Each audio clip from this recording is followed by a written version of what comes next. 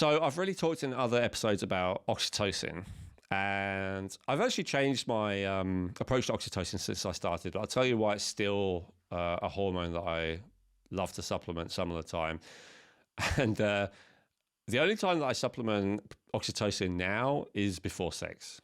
And this is not because I need it before sex, but it is because it just makes sex so much better.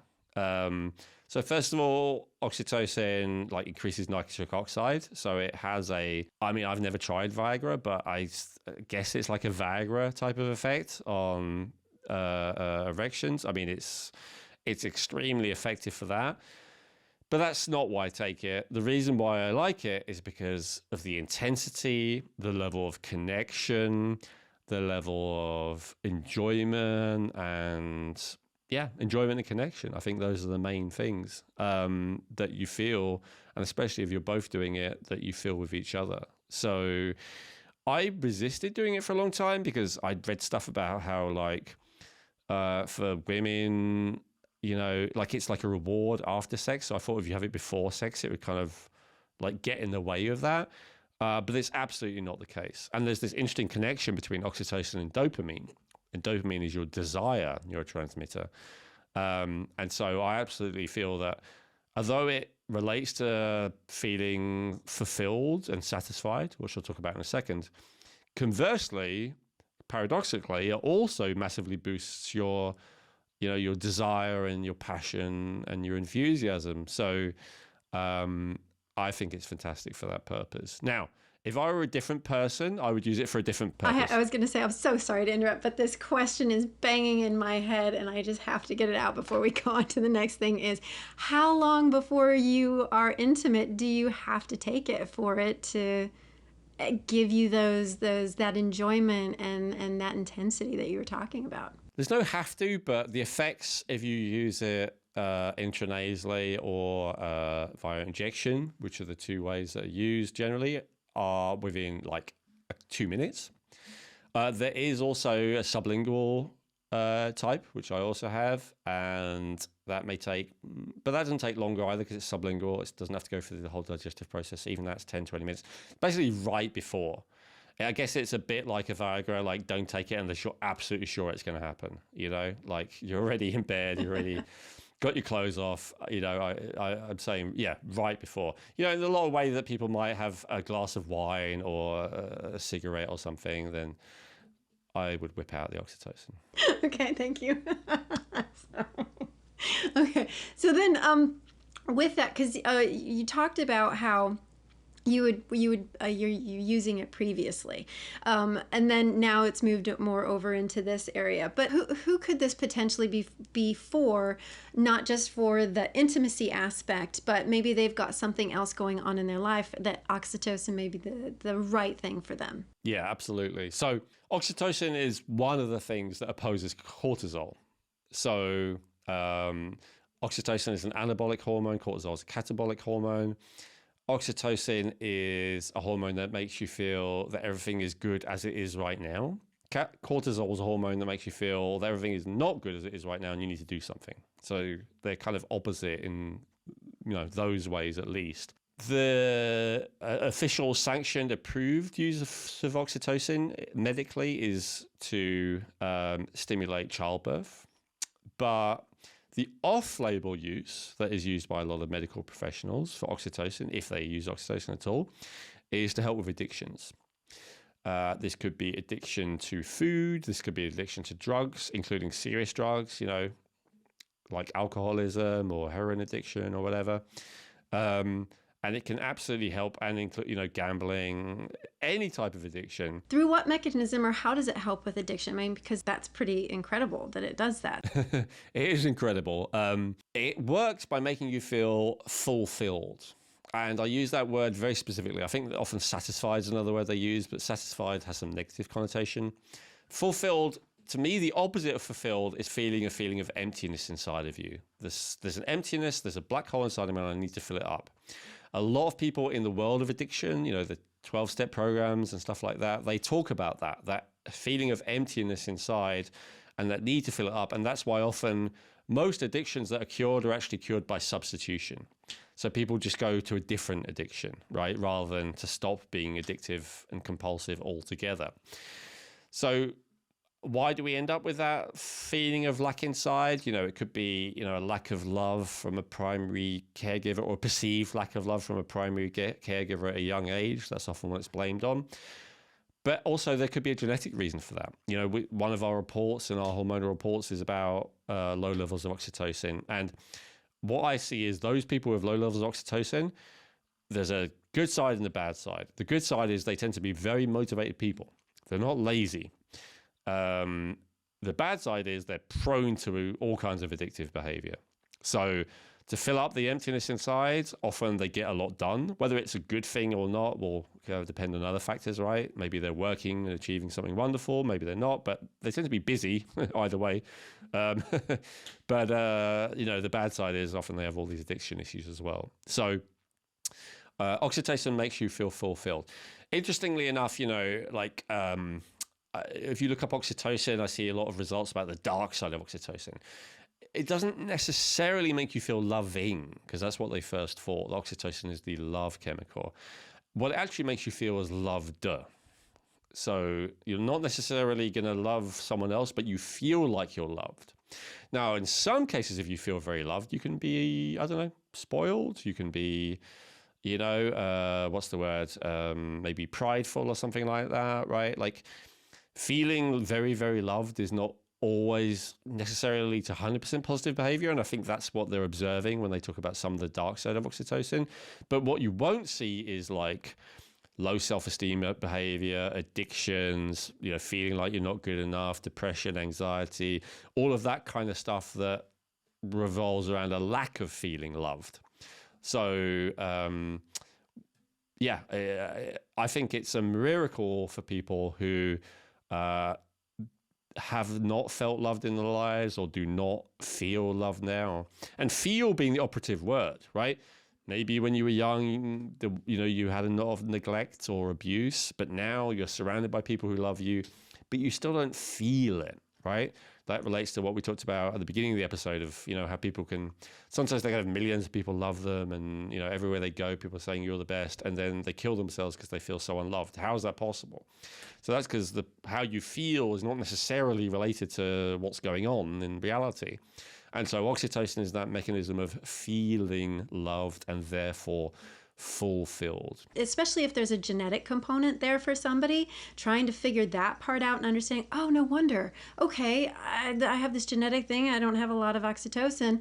That makes sense. And so then that's where they could go and take a supplement that's going to help them with that, and to start to get on the path of feeling good and actually feel the joy and the happiness for all the love and all the people that they have in their life that do love them, but they weren't able to feel that feeling of being loved before. What are the best forms for this one? So there's intranasal and injectable. That gives the most powerful effect. I actually think intranasal works just as well, but if you do intranasal, it crosses the blood-brain barrier more, and so it has a bit more effect on the brain. It's a strong vasodilator, so it will temporarily increase heart rate and also potentially reduce blood pressure. So it has a strong effect on the cardiovascular system. From a metaphorical position, we might say it opens your heart. And it turns out that's not just a metaphor. It literally will, dilate the heart and the blood vessels and all the rest of it, or, significantly increase blood flow. But it does it more through nitric oxide, which we've discussed in a previous episode. Temporary nitric oxide can be very beneficial, but we do not want to keep nitric oxide chronically high for a long period of time. So that's a potential downside of overdoing it with oxytocin, is actually too much nitric oxide. So anyway, that dilation of blood vessels effect will hit the brain more if you use the intranasal form. And so some people can feel weird in the head if they do a high enough amount. So if you really want it to have more of a body effect, if you want the blood flow to go more, say, to your genitals, then doing it intranasally may not be the best way, because even though it will go through your whole body, or especially you'll feel it more in your head. So the injectable version is the version that's more like the whole body version, and also it's more efficient. you need twice as much of the intranasal version to have the same effect as the injectable version. But of course, a lot of people do not want to inject themselves, very understandably. There is also an oral version. The effect of the oral version, in my experience, is definitely more subtle. I actually find it more sedating, but that can be a good thing. It doesn't have the extreme effect on like the heart rate and the blood pressure that the other two types do. So if you want something that's more gentle and more mild and possibly a little bit more relaxing rather than invigorating, then the sublingual type could be the best one for you. And within, how somebody's going to incorporate using this, is this something that they would take in the morning, take at night? Is it, a couple of times during the day, or is it on a case-by-case basis? Other than before sex, the other time, based on what we've said, is before you would be tempted, or as soon as you're tempted by any kind of addiction that you're trying to not do. This could even be social media addiction or something like that, right? I don't want to make it sound like it's only substances or shopping addiction or something like that. So you're going to be in a situation, let's say, you're an alcoholic who's stopped drinking, but you have to go and work in a bar, before you leave, before you go to work, or just as you arrive at work, and periodically while you're at work. I would do it on a case-by-case as-needed basis only, because even though oxytocin has a lot of beneficial effects, the more I looked into it, the more I became concerned about the potential of overdoing it. And so I would only recommend to do it as and when you need it. Despite my concern about overdoing it, as much as maybe too much oxytocin isn't ideal, is it better than most of the things that people do as an addictive behavior, like drinking alcohol or whatever? Yes, it's way safer and more, less dangerous than most addictive behavior. Maybe all addictive behavior. If you've stopped an addiction and you're tempted to start again, taking oxytocin to stop you restarting an addiction, is totally worth it in every case to me. But yeah, if you literally have no reason to take it, then I probably wouldn't. Are there any safety concerns? So you can overdo it. I did not see. One of the things that it does is at very high amounts, it can lead to more fluid retention. It can, at very high amounts, decrease the blood pressure too much. So now, having said that, it's a little bit like we talked about women who are pregnant, their progesterone is so much higher than an amount you can supplement with. Well, something similar with that, when people have this has been measured, when people have heart-opening experiences, like with spiritual experiences, the body will be absolutely flooded in oxytocin.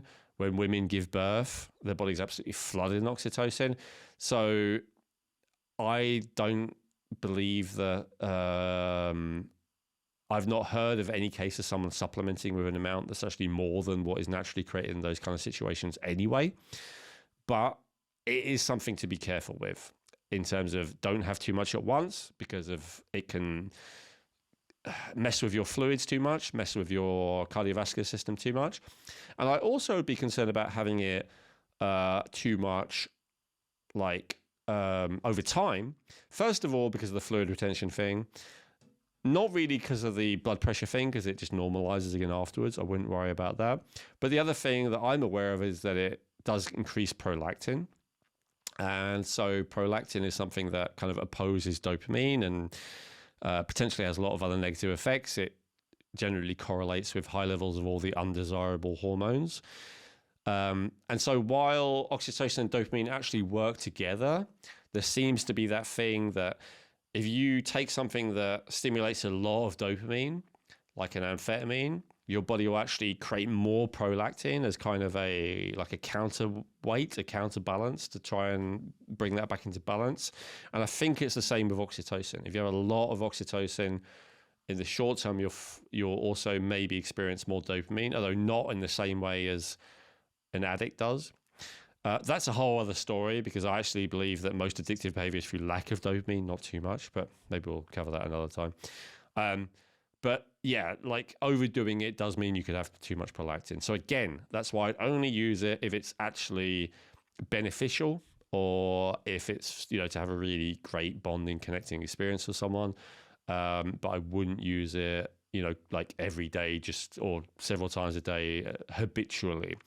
I said I wouldn't do that. I did do that. I did it for quite a few months, and it didn't have any negative effect at all. But I still became concerned about the possibility. One of the other things that it does, actually, and this is one of the main reasons that I stopped using it habitually, is it reduces appetite for me.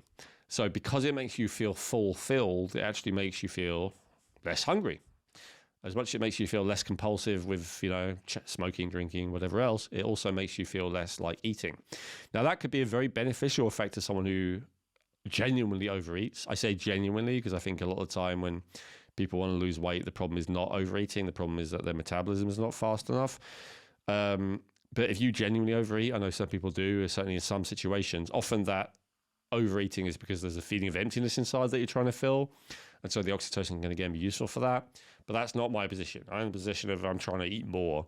So oxytocin, is getting in the way of that. So that could be another case. But for all of these cases, whether it's quitting any kind of addiction, reducing your appetite, it's something that I would not be using it for forever. I would be using it for a period of time.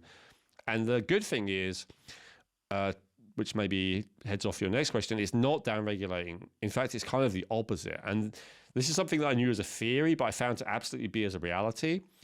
When I decided to stop having oxytocin, not only did I not have withdrawal, I felt like still satiated.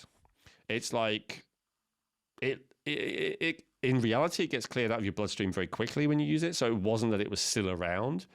But the mechanism that I understand is that oxytocin leads to more oxytocin. It's the opposite of dopamine and things like that downregulate. So by increasing the oxytocin, your body actually gets used to it and starts making more of its own oxytocin.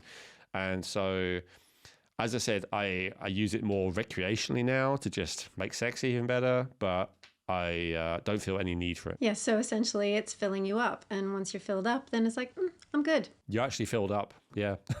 Hey, I hope you enjoyed that clip from the Rejuvenate podcast. If you want to watch the full episode that came from, just click on the link above. Or if you just want to watch our latest video, then click the link below. And make sure that you subscribe to the channel and like the video. Thank you.